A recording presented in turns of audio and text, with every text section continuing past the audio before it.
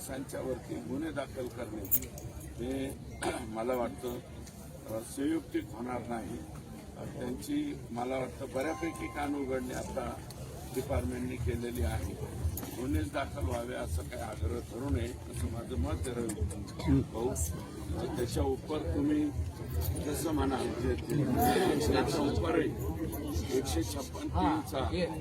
156(3)चा रस्ता तुम्हाला मोकळा आहे बरं का, त्याचा वापर तुम्ही करू शकता, परंतु संघर्ष न करता त्यांनाही एकदाच जसं काही गोष्टीमध्ये माफ केलं जातं मोकळ्या मनाने मोठ्या मनाने, तसं काही गोष्टीत माफ करावं अशा प्रकारची या ठिकाणी विनंती करतो।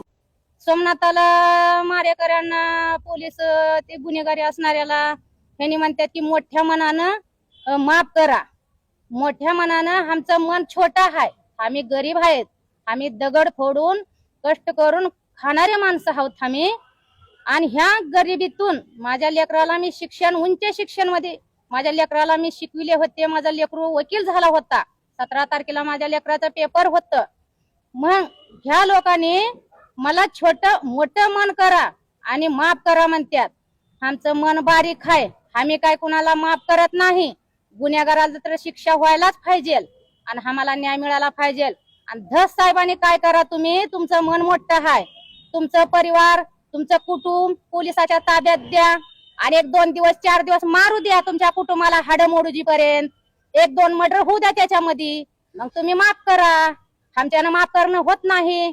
माझ्या पोटात हेंडगा पडलाय, माझा पोटचा गोळा गेलाय, मला रात्री मला चैन पडणं, मला लय फार ही चुकीचं बोलल्यात धस साहेब। हे चुकीचं बोलणं मी सहन करणार नाही आणि मला सहन होत नाही। आणि जरी सुरेश धस साहेबांनी जर ह्यांना माफ करायचं असलं तर माझं पोरग माझं लेकरू मला परत द्या।